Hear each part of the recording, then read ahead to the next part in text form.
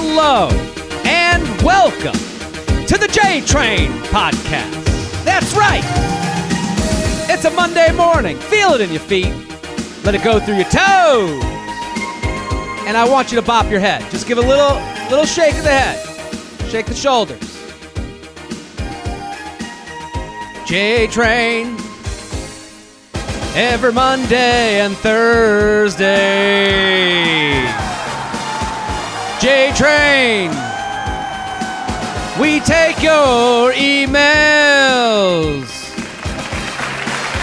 We dust you with that sweet ass advice.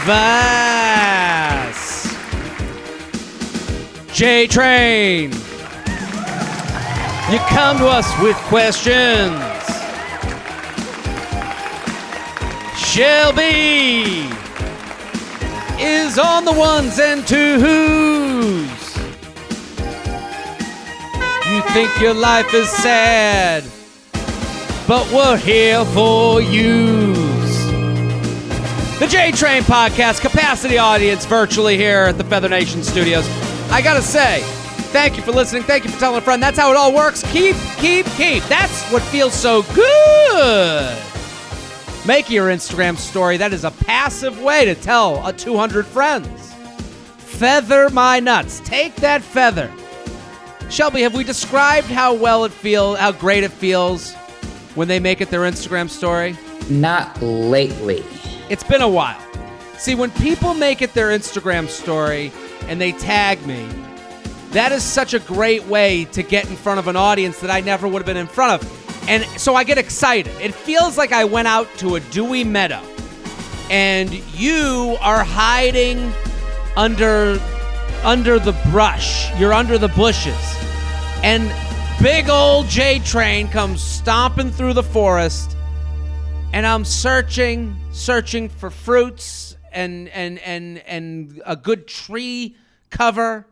And all of a sudden you're underneath, and I'm naked. I'm completely nude. And all of a sudden, you reach up with that feather and you start tickling from under my balls, back and forth, to and fro. You follow the seam of the nuts all the way to the penis and back to the anus. And I sit there and I go, is that someone sharing with a friend? That's what it feels like. Right, Shelby? It's exactly like that. I've you know seen the it feeling. happen. Yeah. You've seen it. Yeah, Shelby watches, and that's okay. Everyone go follow Shelby at Classic Shelby. How are you? What's been going on in your life? You look well? I do. I've just been walking around, getting more sun. It feels like coloring is coming back into you. Life is being breathed into you after some cold months. Just hibernating, basically, and starting to get asked if I'm mixed race. Really? Okay. Since the tan's coming back. Yeah, a strange question as an opener, but that's okay. Listen, I want to let people know it's springtime, renewal. Here's some ways to renew. The special, socially distanced, of course, it's on YouTube right now. 35 minutes, and it's all material about 2020. So take a look back to how shitty it was because it's about to be great. So make it a date night. Put it on the TV. Airplay it. 35 minutes, all material about 2020. Not one. I got other jokes. And then I'm coming on the road with those other jokes. I got shows, Long Island, people, Long Island, Charleston, jaredfreid.com. Also Patreon, 3 extra podcasts a week for $5 a month. That is a deal, people. Right, Shelby? I don't think anyone else has got a deal like that. I mean, some go, we give you 1 episode a week for $5. Yeah. But I mean, that's not a nut feathering. What you're dishing out is unheard of. Unheard of. Patreon.com/JaredFreid. Get signed up. All the links are in the episode bio. Very excited about today's guest. Hilarious comedian, Paul Verzi. Thank you for coming on, buddy. J Train, what's up, man? Thank you for having me, brother. How are you? Where are you coming from? It looks like you're in your man cave of some sort, and if you're on YouTube, you can see it. You got a nice man cave. I like it. Well, yeah, I built this I built this when all this shit went down. So shit goes down. You're like, let's frame the trading cards. Let's get a New York Giants poster on the wall. We gotta really become a suburban dad. Yeah, well, I was always just focused on stand-up and traveling and doing this and that. And I'm like, man, I got to get this online thing going the right way. Everybody was getting these YouTube channels. Everybody was doing the Zooms. I had this little nook room off my 2-car garage.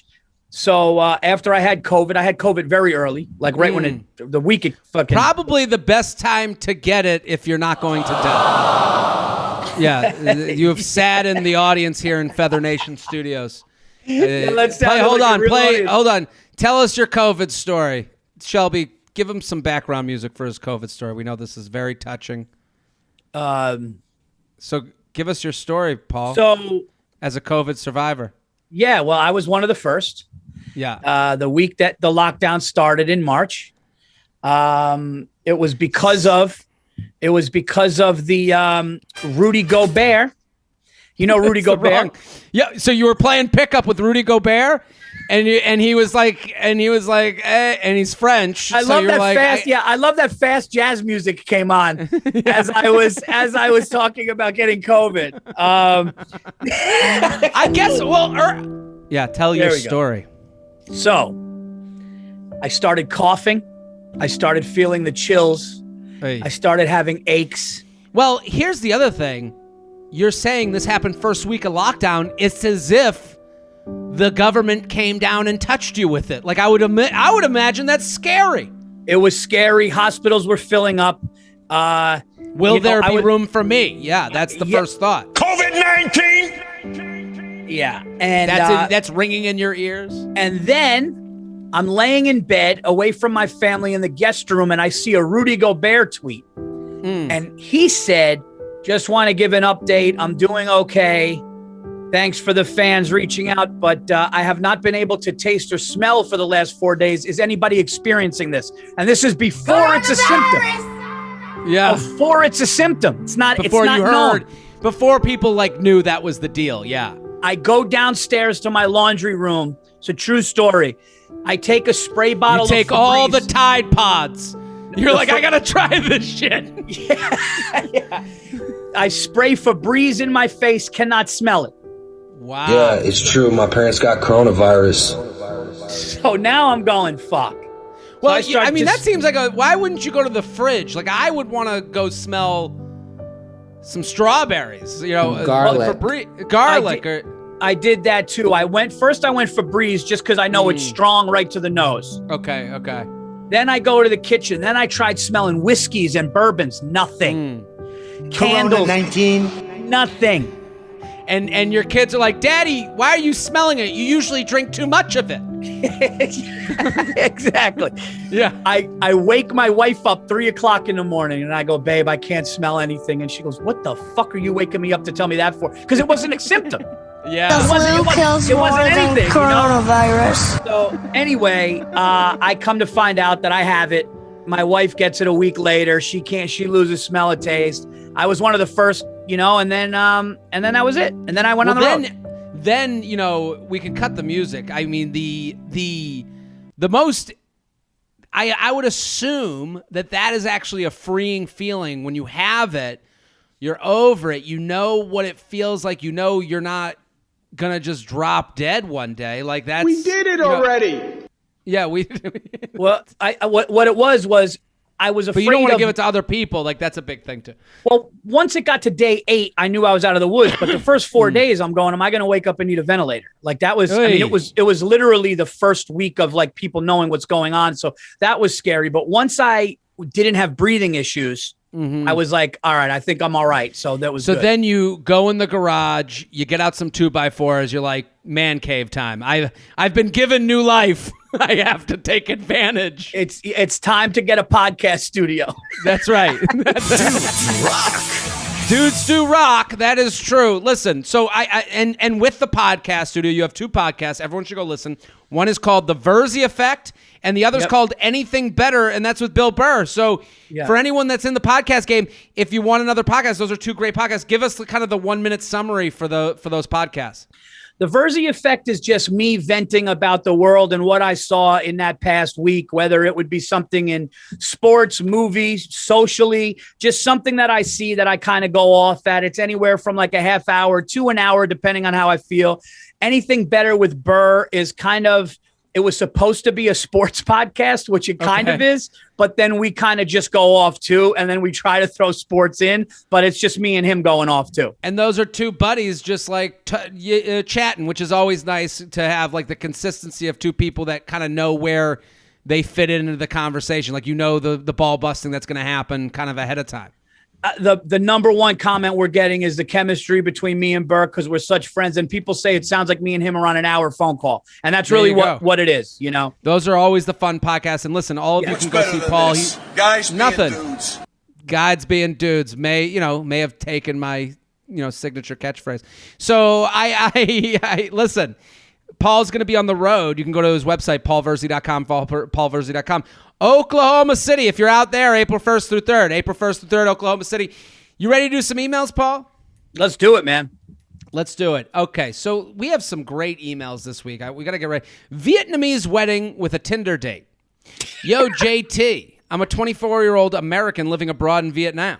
A girl I've gone out with a few times is 21 years old and local. We met on Vietnamese Tinder, and it's called Badu. We get along great, but I don't want a serious relationship with her. I've stayed at her place once. We also got a hotel together once. We've only gone on 3 dates. Here's my predicament. She invited me on a date to her sister's wedding. Her whole family will be there. I'm terrified to introduce myself to her mother and father as well as the rest of her family. However, I want to experience a traditional wedding. I'm afraid of what they will think because I'm not her boyfriend. Do you think she will expect me to be her boyfriend if I attend?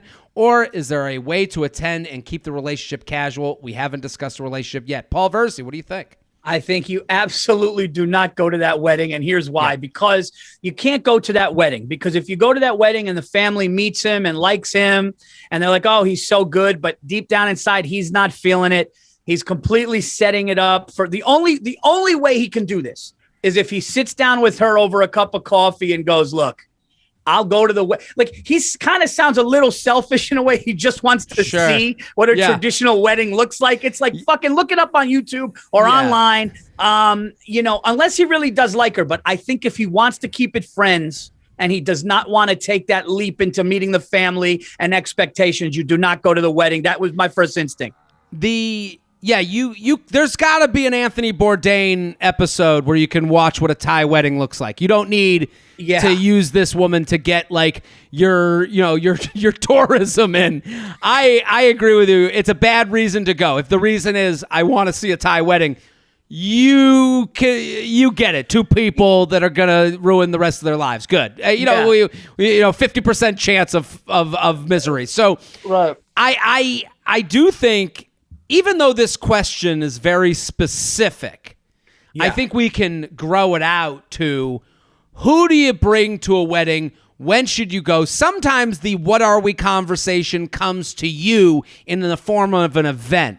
Maybe, the calendar, you can't pick and choose when the what are we conversation happens or what page are we both on conversation happens. This is the moment. So I think with what Paul said is right. Like, hey, I just want to let you know before we go that this going on this wedding, meeting your family will not make this relationship more important to me. That's hard to say, but it lets the other person make the decision for themselves. But how's the cocktail hour?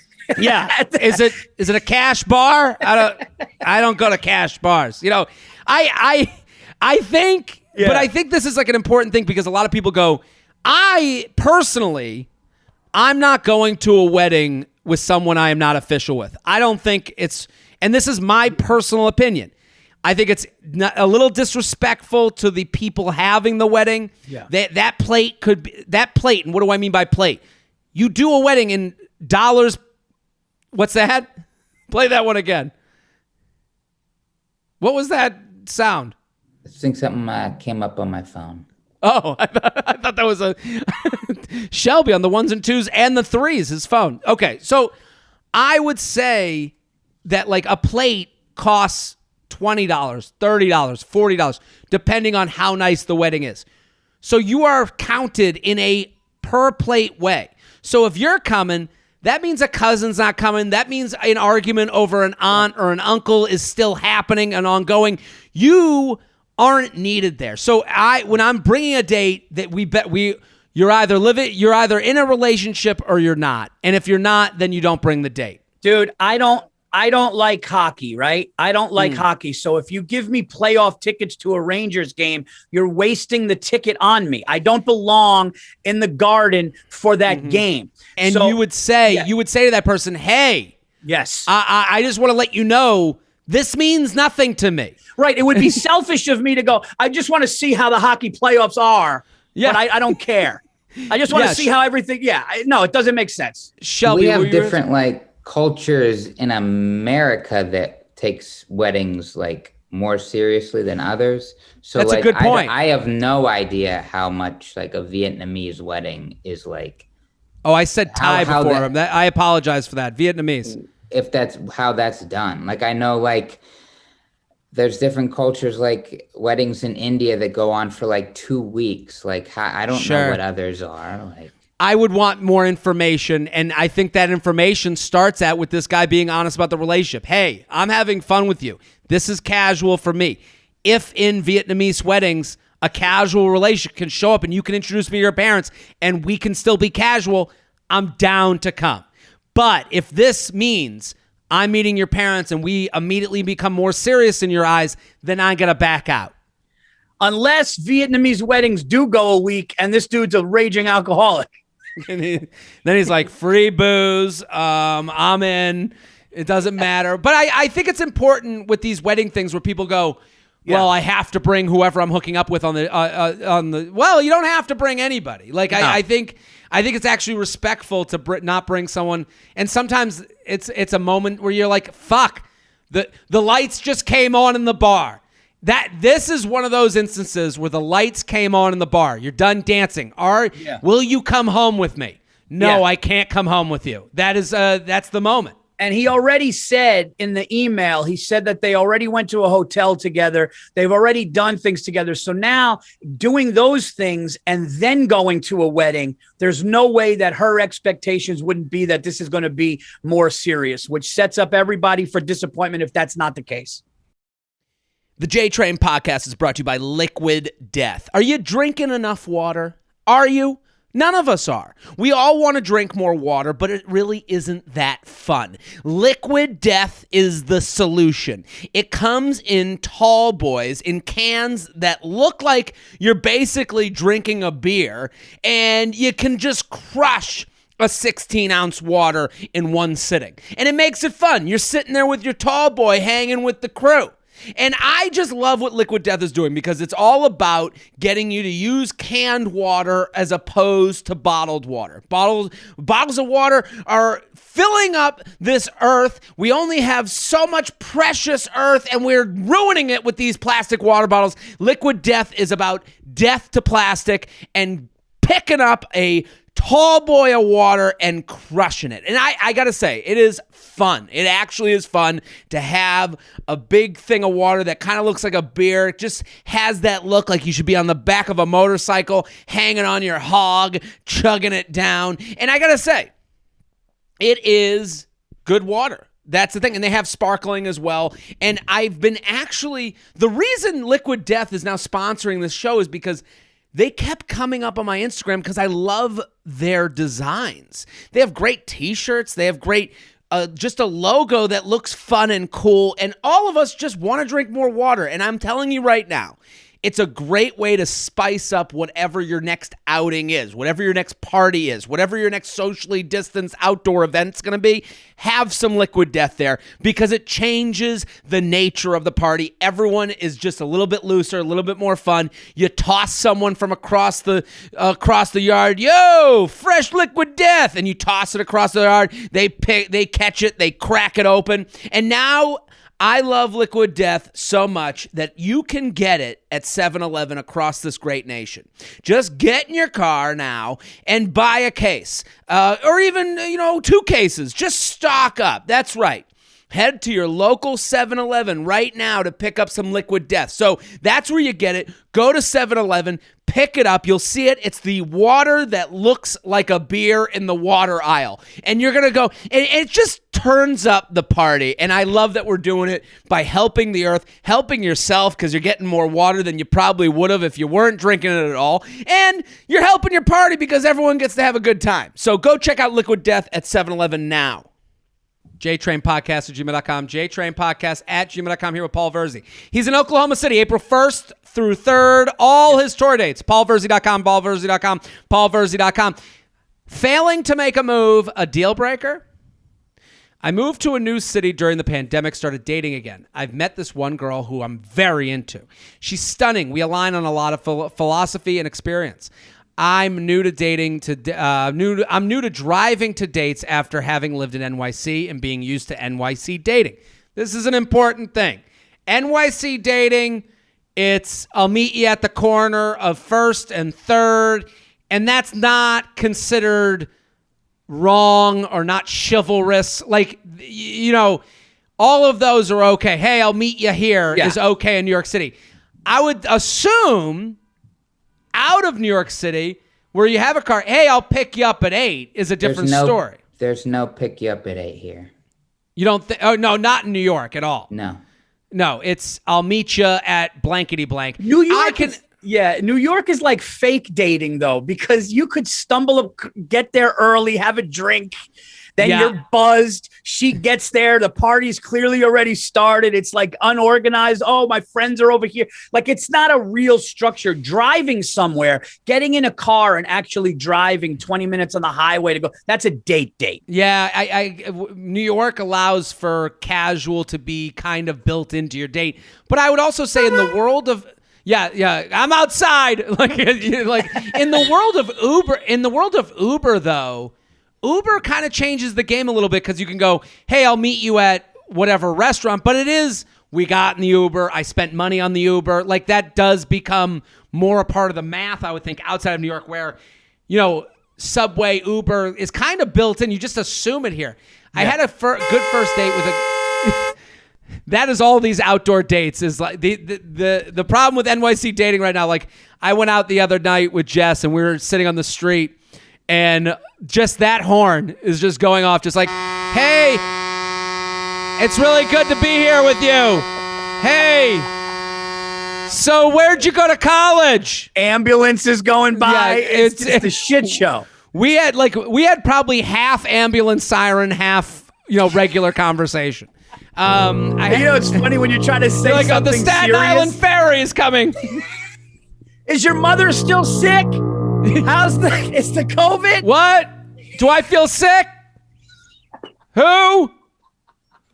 Did you get your vaccination shot? Did you do the vaccination? Johnson or the 2 shots?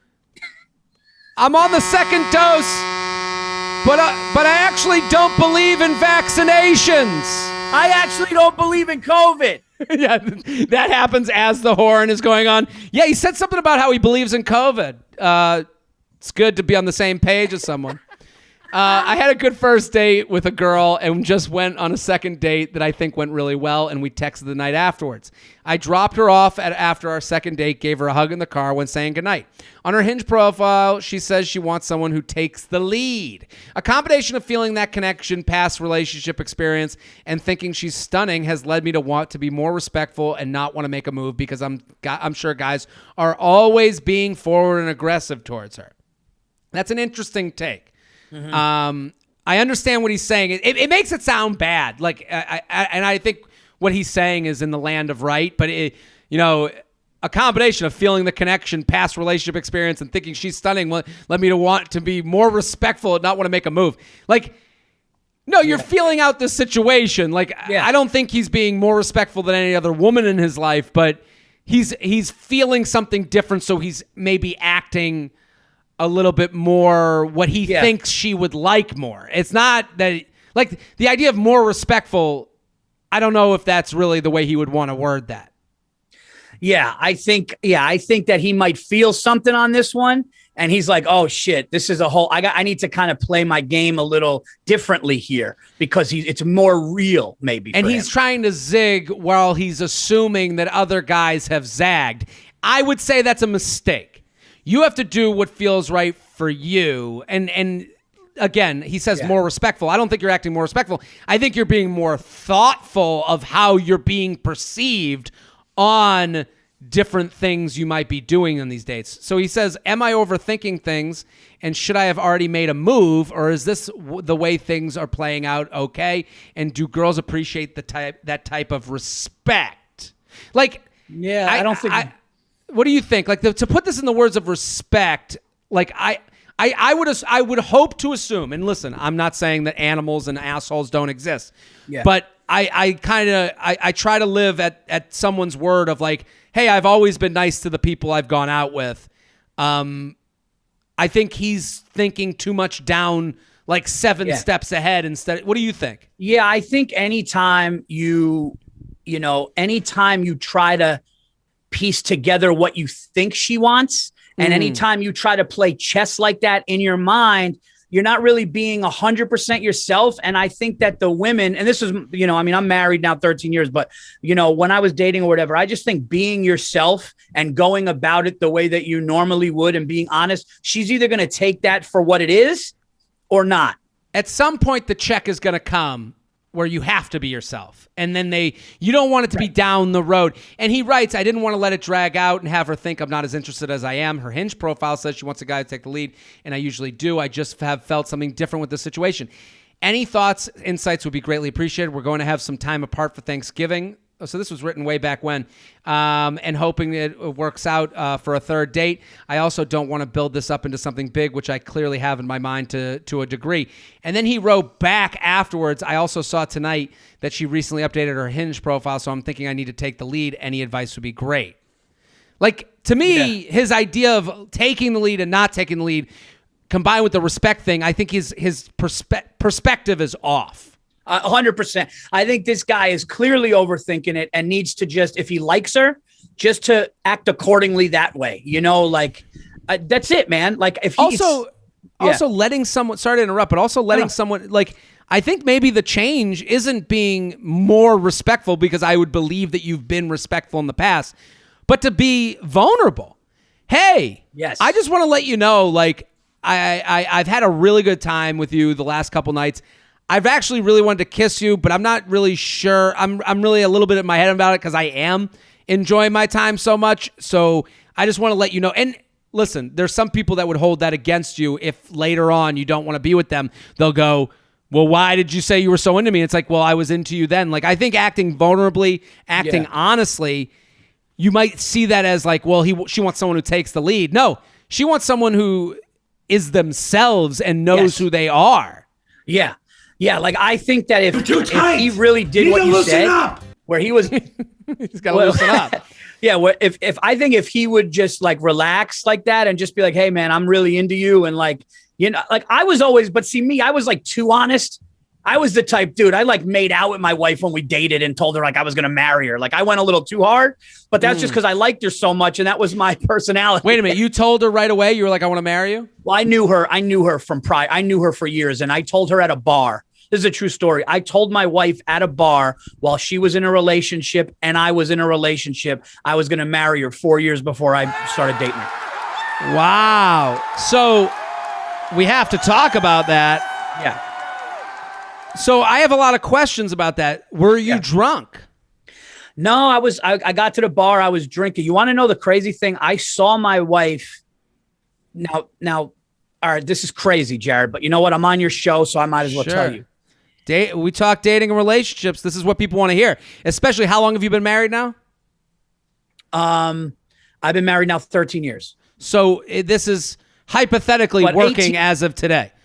But check this. Yes. But check this out. When I was in high school, there were 2 high schools in my area, and they were rivals. Okay. I dated a girl for 6 years, on and off for 6 years. That was my wife's best friend from the other school. Come on. Yeah. And your wife went to the other school? My wife went to the other school that I didn't go to. And her best friend was your girlfriend for 6 years? Because they went to junior high together. This is a magical story. Okay. They went to junior high together. So I would always hear about my wife through my girlfriend. Interesting. And then years later, I was working at an Applebee's as a busboy. And guess And the manager was this girl. And guess who her best friend was? My wife. So my wife comes in and And then I moved to Jersey City and I moved to Queens and she moved to Jersey City and we started to date. And I just knew that she was different. I watched her with her godson and I watched her babysit and I was like, wow, that's a mother. This is it, man. She was mature. She wasn't one of these little club fucking, and that's what happened, man. So wait, take us back to the bar where you're with your girlfriend and she's with her boyfriend. Well, no, I was, neither boyfriend, girlfriend were there. We were there.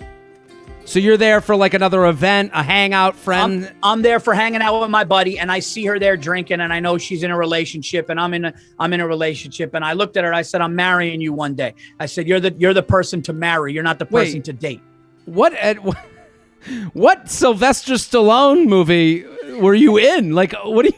Like I had the thing with me is like when I wanted something and I really was confident, and that goes to the advice of this guy. Yeah. Like if this guy just jumps in and goes, look, man, I like you and I'm trying to play this game of not going too fast, but I really like you and just kind of comes clean. That's really being yourself. And that puts it in her court. Wow, this episode of Dawson's Creek is brought to you by Paul Verzi. So I think, so wait a minute. You tell a woman in the bar, I'm going to marry you one day. Yeah. Like, I'm going to marry you, Mary Beth. Like, it's like very much like, so when do you start dating after that? So it was weird, man. She just kept popping into my life. And I lived in Queens and she lived in Jersey City and she texted me.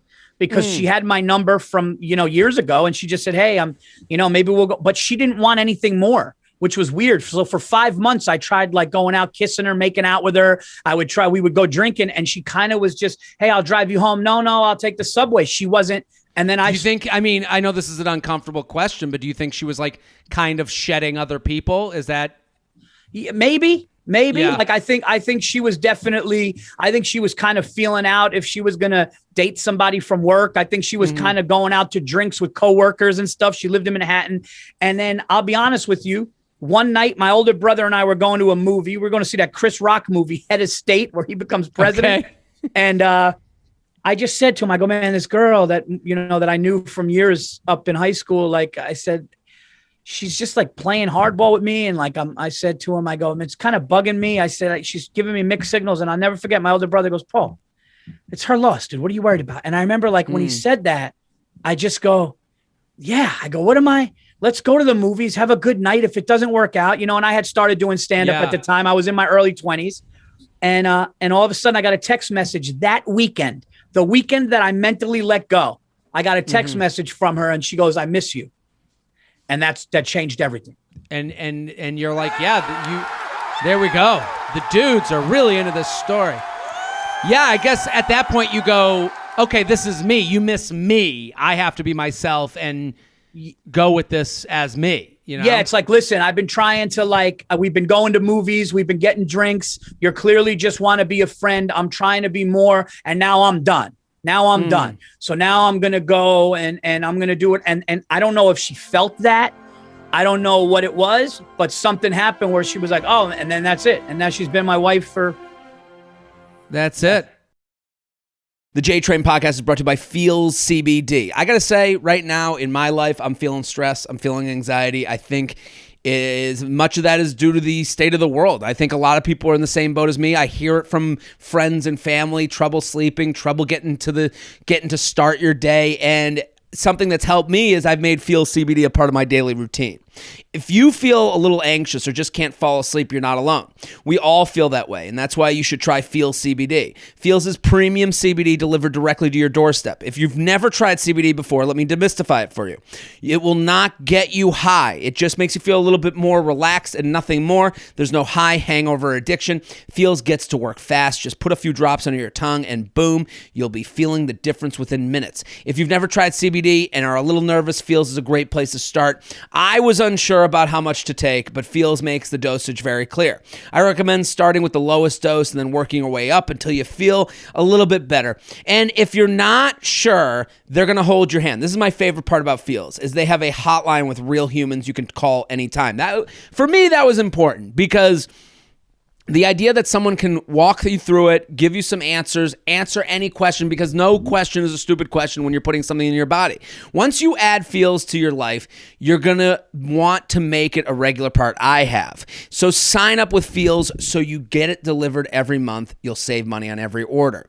Feels helps me feel my best, and it can help you too. And special for my listeners, if you become a member today by going to feels.com/JTrain, you'll get 50% off your first order with free shipping. That's FEALS.com/JTrain to become a member and get 50% automatically taken off your first order with free shipping. One more time, feals.com/JTrain and feel better. The J-Train podcast is brought to you by Talkspace. When you put your mental and emotional health first, it has the positive trickle-down effect of making everything in your life better.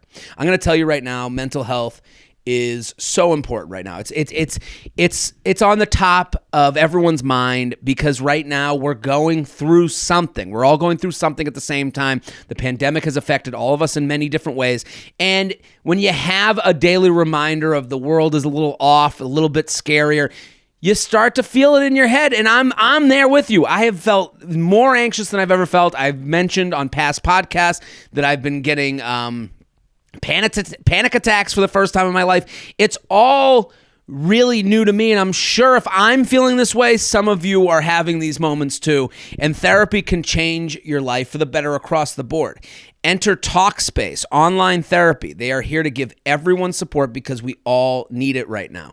I'm going to tell you that I love this service because what it does is it takes a lot of the things that get in your way out of the picture. The idea of finding a doctor and where do I go and who will pay for this and how much is it going to cost and going in the waiting room. No. You can sign up online and start therapy the same day. And that's the thing. With most of these things, you go, I don't know a doctor, and then you just put it off until the next time you feel bad. Here's the thing. With Talkspace, it's right at your fingertips. Talk to your therapist through text, video, or voice memo 24/7 unlimited. Your therapist will hold you accountable and make sure you progress. Totally virtual. It's so convenient to do this from home. Never miss a session. Talkspace is the #1 online therapy platform. They have thousands of licensed therapists trained in over 40 specialties, including depression, anxiety, relationships, and more. Plus, it's totally private, using the latest end-to-end bank-grade encryption technology to store client information and comply with HIPAA regulations. Just for my listeners, you will get $100 off your first month with Talkspace. To match with a licensed therapist today, go to Talkspace.com or download the app. Make sure you use promo code JTRAIN to get $100 off your first month and show your support for the show. That's JTRAIN and Talkspace.com, and find a space you can talk with Talkspace. JTrainPodcast@gmail.com, JTrainPodcast@gmail.com. Paul Verzi, Oklahoma City, April 1st is bringing my confidence back. I got you, buddy. I still got it. And I said, you take me or you leave me. And then I left that bar and I dumped that other woman. Like, that other woman is sitting there being like, can you believe he left me? She's listening. I opened the bar door and just shined from heaven on me. And I just walked out so she sees the silhouette. Guy takes a break because of health issues. What to do next? And it's from a lady listener. We did a couple of guy emails. We usually don't do that, but I felt like Paul had some good guy energy for this episode. So so let's do some female emails. I'm emailing because I'm confused, in a confusing situation, and I'd love some perspective on it. I started talking to a new guy in January. We hit it off from the start. We're seeing each other 1 to 2 times a week, texting every day for 2 months. The last time I saw him, we shared our feelings for each other, and it honestly felt really amazing. I really liked him. So this last meeting was the first week of March. He was leaving the next day to spend a week with his cousin. Beware of trips. That's something I always say, like, beware of trips. It gives space for like a relationship that's kind of just just to hang out, to be nothing. But I felt really secure, as the last time felt so great, and we were texting every day. When he got back, I could honestly sense a small shift in his mood, but we were still talking frequently and planned to see each other once he got a negative test. But then out of the nowhere, I get a text explaining that he had a sudden health issue that he needed to deal with and couldn't see me anymore, but told me he had an amazing time with me and wanted to reconnect once he got better. I told him I understood and felt the same. Here's where I'm a little confused. How am I supposed to feel? I had such a great time with him, but it feels like I got blindsided and dumped. I don't know if I should move on, or wait it out. I'm empathetic to the fact that of course health comes first, but I'm super disappointed and confused. He never gave me a reason to not trust him, but the condition is common, non-life-threatening, and manageable, and I'm insecure that he was just using it as an excuse to avoid hurting my feelings. It was a very sweet and thoughtful text, but why did he not call if he had feelings for me? Main question. He ended things 2 weeks ago and is still totally on my mind. Is it okay to reach out to see how he's doing, or do I wait for him to reach out to me? How long should I wait, or should I move on? So what do we think? Well, I don't believe in coincidences. I believe that when he went on that trip or whatever happened, there's things happen when people get cold on something or cold feet. But here's the other thing too. And she nailed it when she said, this is a common thing. It's not like he was on a ventilator. It's not like he was losing oxygen. The guy was, and when a guy wants something, like I just talked about, right? But I just said, I wanted to be with my wife. So I fucking made sure that happened. This guy really liked her, then, yeah, I mean, I hate to say that Teresa! Yeah, I hate to say that sound is kind of the what's it called? The symbol for what she's saying, but it kind of is, because it seems like to me something happened along the line where this guy was like not in anymore. And I think her gut and her instinct is right. And I don't think she should reach out. I think she just goes about her business and sees if he comes back, but don't play into it. The end of the email is very important. I thought he just said, I'm sick and I can't do a relationship. At that point, I'm like, yeah, it's an excuse. We don't even know if he's sick. But then she says, the condition is common, non-life-threatening, and manageable. So, and she says, I'm insecure that he was using it as an excuse to avoid hurting my feelings. Yeah, what? That he's got the flu? Yeah, people get the flu. Yeah, well, when she says it's a condition, common, non-life-threatening, manageable means your life has changed in one way or the other. So here's what he did. Let's take him at his word. He gets this diagnosis. The doctor says it's manageable, and you go, hey, I'm so sorry that happened. He basically had a moment where he goes, do I want to manage this alone, or do I want to manage this with someone I've been getting to know? And he did. And he probably thought to himself, you know what? I can see myself. I need to be alone doing this, which is fine. And he's also saying, this gets me kind of, I think it makes you look, I think it's like COVID. It makes you look at everything a little differently. Makes you look at time a little differently. Now, was he doing this with or without the other woman that was fondling his balls? Yeah, he had another woman helping him manage his balls. And he was like, I don't really need two managers on the site. No, I just think when you get into these situations where it's like something comes at you, it shocks you a little bit. Just like you get COVID in March. You go, oh, shit. Like, life just hit me. Like, I got to build the man cave. I got to build the podcast studio. But here's the thing, though, Jared. If I was hanging out with somebody that I was really into, and then I got COVID, I would want to talk to them through it. Totally. I would want to text with them through it. I would say, hey, as soon as I get better, we're hanging out. This made me realize I like you more. This is exactly my point. It's like, it's not about, hey, this is my excuse. Hey, this is the thing that made me look at life a little bit differently, that I don't want to be in a casual relationship with someone that I'm not really there yet with. So when I look at it from her perspective, it's like you can look at it as, oh, he's just using an excuse to get out of it.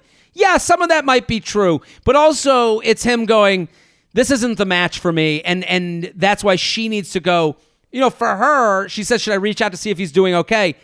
I don't think you should reach out to see if they're doing okay. I think if you reach out, it's, hey, I liked you. I enjoyed my time with you. I'm here for you still, but I'm not going to be here for a while, and I want to let you know that. Like, if there's any reach out, it's that.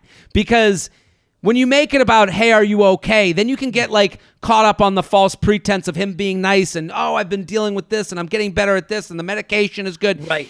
Like let's keep it at, let's be honest here. It's like, hey, I'm still kind of here and I'm not going to wait for long, but I want to let you, if you're going to give it one more chance. Otherwise, this person has said he's not the match for you. jtrainpodcast@gmail.com. jtrainpodcast@gmail.com. Yeah. Here with Paul Verzi. At Paul Verzi on Instagram. Are you at Paul Verzi? I am at Paul Verzi, Virzi. Go follow on Instagram at Paul Verzi, at Paul Verzi, paulverzi.com. Oklahoma City, April 1st through 3rd. I like this one. A friendship question. Argument with friend's boyfriend. Ooh. Okay. This feels it's up your alley. I feel like you're in the Johnny and Tiffany's wedding. What is it? Tina and Tony's wedding group of friends. Johnny and Tiffany. I like that. the spinoff? Yeah, the cousin Johnny. Okay. Recently, I went over to my friend's apartment. We met through school 4 years ago. Okay. I would consider her one of my closest friends from school. She's also dating one of our classmates. For reference, I'm 24, she's 27, he's 28. So them two are dating. She's the friend of the woman.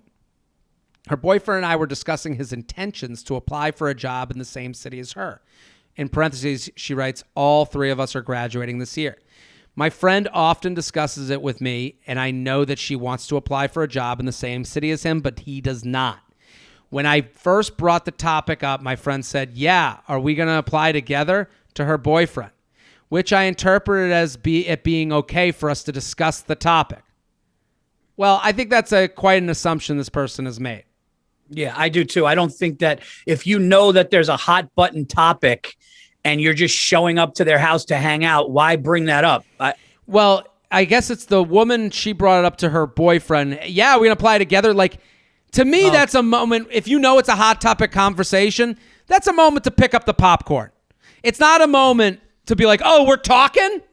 Like, right. You know, like that's a moment to go, ooh, getting the tea. I get a front row, which good for you. You get a front row seat to the fucking fight. Like, right. You know, like that. Yeah. Woo. You know, you're in the audience. Who. Like that is like when you know the inside, right? You know, the inside game of like, oh, this is the problem they've been having. I don't think, which I interpreted as being okay for us to discuss the topic.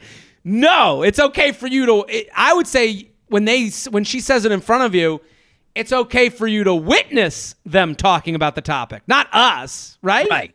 Yeah, I think so. I think like to watch it go down, but not really chime in on something or like say, oh, we're talking about this. That's intrusive. That's intrusive. Yes. You know, I think like sit back and go, oh boy, this, like you said, this is going to be good. But, you know, I know people that would go the other way though, Jared. I know people that would go, oh guys, please don't argue in front of me. Can we just go to the movies and like, kinda, you know, instead of like egging it on, you know? Well, to me, that person is friends with both. Like that person is like, hey, I got 50-50 on both sides of the match. I don't really, this isn't for me to be a part of because they know they're going to get pulled in. Yeah. I can understand where she's like, I'm team my friend, the woman. She's team the woman, yeah. She's team the woman, and she goes, it's one thing to watch, but then it's another thing. We are talking about, no, not us for discuss. So she writes, after some back and forth about the pros and cons of trying to apply to the same city together, his demeanor suddenly changed, and he became extremely hostile with me. He started claiming this was private, although to this point, he never voiced any discomfort with this topic. Well, that's a little dishonest. You know that you know more of the story than you're letting on. My intent, and he knows that. He's feeling that. My intention was not to invade his privacy, so I immediately started to apologize. However, he became even angrier, started calling me fake, a shit stirrer, and to get out of here. It ended with him essentially kicking us out of her apartment.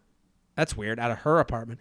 I was really upset by how he spoke to me. I started crying. Listen, there's no right for him to yell at you. No one's giving him that, you know, you should be spoken to with respect.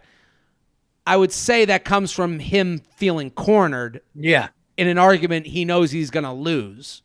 Like, he's got two women there on the same side. He's clearly said he wants to go to another city. And then now this is happening on a night that they're going to hang out. And he probably just, you know, here's the thing. I wonder, he doesn't want to deal with it yet. Yeah, I want to know though, and I don't know if this is in the email, was he drinking or was drinking going on? I would assume they were. They went to the. I don't know. I can't say for sure. But she writes, my intention. However, he became even shit stir. Get out of here. Ended with him essentially kicking us out of their apartment. I was really upset by how he spoke to me. I started crying when we left the apartment. I should note that the whole time my friend's boyfriend was yelling at me. She said nothing to stop him or even to try to diffuse the situation. So now she's upset with the friend. All my friend said when she saw me crying was, "I know that wasn't your intention." Since then, she hasn't apologized on his behalf or reached out about what happened. I would love to hear your thoughts on this situation. Do you have any suggestion on how to move forward with my friend?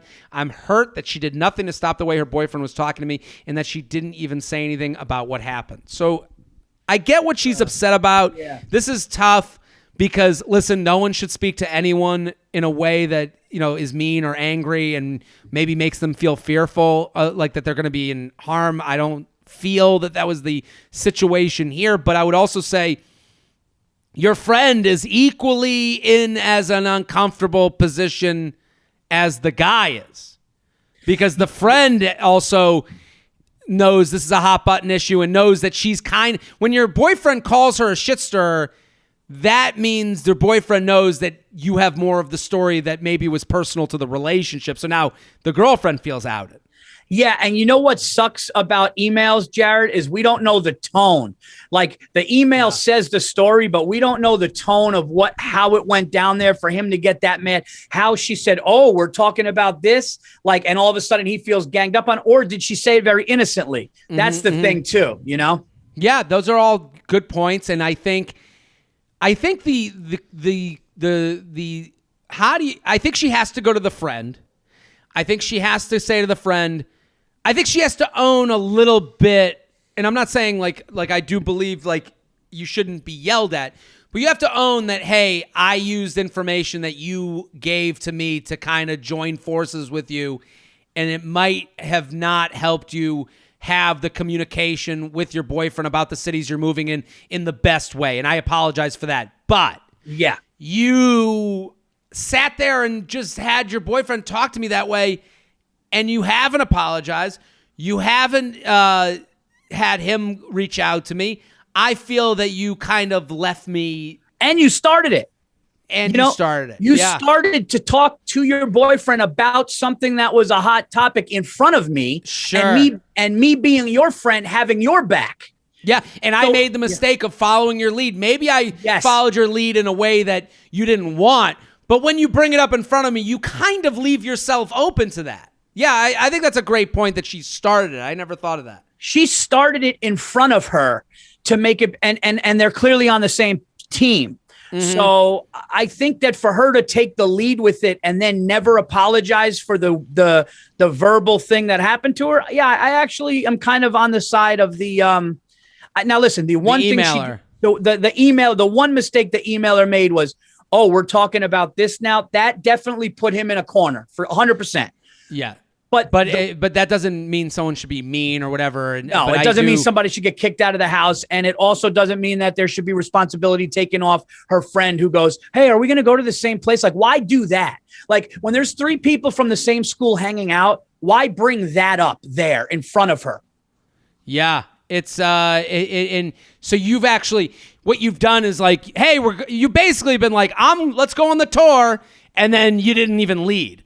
like you just and then you got mad at someone, or you left someone just without, instructions to just run around on their own, on their own.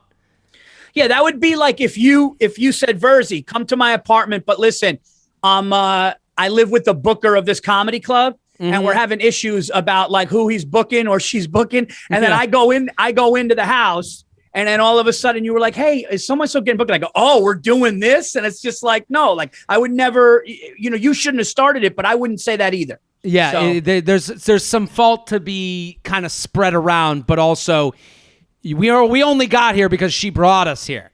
Yes. The J Train podcast is brought to you by MyBookie. That's right, people. Listen, There's a lot of great games going on, a lot of college basketball, and I know I have no team in the race, but you know what makes it fun? You know what's a fun event with friends is to, put a little cash on a couple of these games. Make yourself a fan because you're financially involved with them. You're an investor. And this time of year, we're all looking for fun new ways to hang with our friends, and I think MyBookie's a great way to do that. The biggest college basketball tournament around is heating up. Score big on the nonstop action with MyBookie's bracket contest. So these are like low-risk ways to get involved in the tournament and have a fun time. This is your chance to win $10,000 in cash prizes, and it's only $1 to enter. How? Select winners from 63 tournament games. It doesn't matter whether you're filling out multiple brackets, betting the national championship winner, or simply looking for player and game props. MyBookie has you covered. Sign up today at mybookie.ag. Use promo code JTRAIN to secure a deposit bonus up to $1,000. That's promo code JTRAIN to claim your first deposit bonus. College ball, NBA, NHL, no matter the sport, no matter the minute, from tip-off to buzzer, MyBookie puts the action in your hands with in-game live betting. Bet anything, anytime, anywhere with MyBookie. JTrainPodcast@gmail.com. JTrainPodcast@gmail.com. Here with Paul Verzi, at Paul Verzi on Instagram. I'm going to follow. We're going to do one more email. Is that okay? Of course. Okay, so we got one more email, and I'm going to send you, it's a screenshot email, okay? So let me just make sure I have your email. I'm sending it to you and Shelby. Okay, I've just sent it to you guys.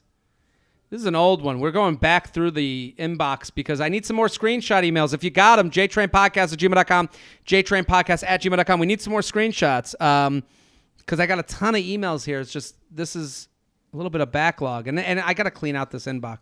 All right, you ready? Yep.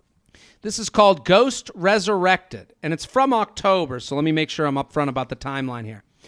In March, I met a guy in a training. We weren't in the same line of work who I thought, so they weren't in the same line of work, but they're in a training, who I thought was so hot, but I got major fuckboy vibes from. I'd catch a couple glances, but then after the course, we both went our separate ways. Evidently, he went back to the class to look at our tests and figured out my last name so he could find me on Facebook. Creepy or not creepy, Paul Verzi? Go in and look at the test. That's one of those things that you hear in the movie, and then you think about, like, if you didn't like the guy, you'd be upset about. Yeah, it's one of those where it's like, if you like the guy, that's so cool, but if not, that's a little creepy. You're like, yeah, okay. We ended up going out to a bar that night. The drinks were flowing, things were going well, and at the end of the night, we hooked up, which was super hot. We had breakfast together the next morning, and that was the last time I've seen him. We texted a few times, and I basically asked if he was trying to date me or if he was just trying to casual hookup. At this point in my life, I'm kind of open to either scenario, which is something I expressed to him. Instead, he didn't text me back at all. In fact, he ghosted completely. I unfollowed and stopped caring. Okay, well, this all makes sense. He finds her name on the tests. They go out for a drink. They have a great night. They have breakfast together. Hey, I'm up for either. He basically just ghosts because there's no real skin in the game. Like, he met her out of nowhere. There's no, I'm not defending his ghost, but I'm saying this is kind of how it happens. Yeah. Cut to 6 months later, he starts reacting to my Instagram stories. I posted a bit of a thirst trap on IG while I was on vacation. He took the bait and slid into the DMs, which I've attached. I was a little savage in the messages simply because I don't like entertaining fuckery. Now would be a good time to read them. So let's read them. So there's the thirst trap picture she posted. Good for her. Great pic. We don't have to put it up, but this is the picture, Paul. Yeah. So, I mean, that's a thirst trap. That's clearly bait. And fine. Good for her. But that is... it's a good quintessential thirst bait. It's actually it's innocent enough. She's in a bathing suit, fine. She's got sunglasses on, fine. It's innocent enough, but also fun enough to kind of unearth the cockroaches from beneath the wood panel. Good for her for sparking it back, and that's a perfect way to do it. So here's the picture. Then he writes, I'll be her, you be him. Ready? You go. Okay, so wait a minute. So how what's that word? You don't have to say the word. Just say, how's blank? All right, yeah. How's blank? On fire. I guess that's where she's vacationing, is where he's asking about. Okay. Really? I'm here in Fresno at the Creek Fire.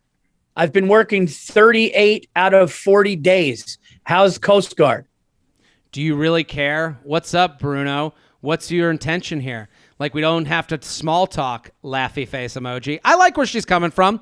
Yeah, I do care. Haha, that emoji. My intention is dinner, if you'll let me by. I'm on vacation in Texas. I'll let you know when I'm hungry. Okay. I like this. I like that she's like, if you mean it, then fucking text me. You have my number. You could say, make the date. Like, to me, that is, some people would go, oh, she's being too much. He doesn't know if no, she's being fun, flirty, sarcastic. That's right.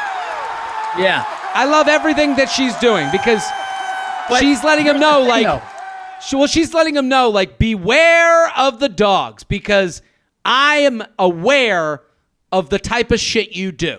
You've done it once. I'm aware. Okay. But here's the other thing, though, too, Jared. Are we still reading this, or? Go ahead.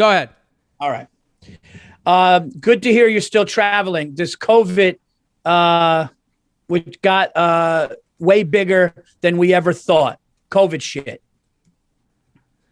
Where in Texas? San Antonio, mostly. Have fun. Let me know when you're back if you want to get fed. That's a little creepy if you want to get fed. Yeah, if you want to get fed, it is a little creepy. But here's the only issue that I have with her. And I like what she did here, by the way. So not many issues with her. But she said the key thing at the beginning of the email, Jared, and I don't have sympathy for people that see it and then react when what do they say? If it's a duck, right? If it quacks like a duck, what did she say? She said he's got a fuckboy vibe. Yes. That's what it was. There was nothing emotionally attached. That's what it was. They're at a bar drinking. And then she liked it. Apparently she liked it in order to send that bait, with the picture to like you said, to resurrect, Well, here's the thing. To me, when you put up a picture like, a thirst trap picture, it's to bring out all the cockroaches. I don't think it was specifically for him. I think she's having fun. She's being a little flirty on Instagram, throws a pic up. Let's see what happens. And I think that's like the case with any thirst trap picture. Let's see who reveals themselves. And one of the revealers is the fuckboy, where she's not surprised. And that's why she gets a little snappy with him. I would say, she writes in her email, he asked me to dinner, but I'm genuinely confused as to why. He just wants to hook up again, right? And dinner is just for energy purposes? Is he trying to actually go on a legit date with me? And lastly, should I go on the dinner date and see what happens, or just tell him to bring that booty and some takeout to my house so we can skip the part where we have to have conversations? I'm open to any scenario. I'm just not a fan of going into a situation where tensions aren't clear. Wow. Well, I respect that, but I got to tell you, dude, the fucking let me know when you want to get fed fucked me up, dude. Like that, yeah, it's a little weird. That made me go like, that changed it for me. Listen, I everything she's saying is something that all the women would go, woo, get it, girl, you get yours. Yeah. But it's window dressing. She claims, and the answer's in the email. She says, he asked me to dinner, but I'm genuinely confused as to why. He wants to hook up, right? Dinner is just for energy purposes. Is he trying to actually go on a legit date with me? Lastly, should I go on the dinner date and see what happens, or just tell him to bring that booty and some takeout to my house so we can skip that part where we have to have conversations? And then she writes, I'm open to any scenario. I'm just not into a situation where intentions are unclear. Well, what are your intentions? You're not into a scenario where someone else's intentions aren't clear, but your intentions are allowed to be vague. Like, listen, if you don't want to have the conversations and you want to just hook up, that's fine. But you can't say whatever you want goes. Like, listen, you said that he's a fuckboy. He didn't even. I would say at the end of your conversations, he's still being a fuckboy. He wrote, "Have fun. Let me know when you're back if you want to get fed." That's not him making a plan. That's him saying, now you serve me the tennis ball so I can hit it back. If I were you, we're in this position of nothing to lose. I'll be back on this date. Text me. And then he either makes a plan or he keeps going in circles on the let me know train. Yeah. She seems like, I know her intentions are pretty clear. I think she wants to hook up with she would want to hook up. But then she says, I'm up for either the dinner date or just the hookup. Oh, yeah. So the hookup thing could be a little bait. Like the hookup thing could be just to see, but she's down for more. Yeah, you're right. And it's like you have to. If you're looking at this guy being like, look at this fuck boy, I'm cool with that. And then you go, hey, I don't really want to talk to you. I just want to fuck. If that's what you want, you have to let him know that. But if you say, you also have to let him know the other side. Hey, I'm down to go out, but you got to make a plan, and you have to also then trust yourself to be on a date and not like him. Like in this world that she has created, there's no scenario where he does anything that she could not like about him.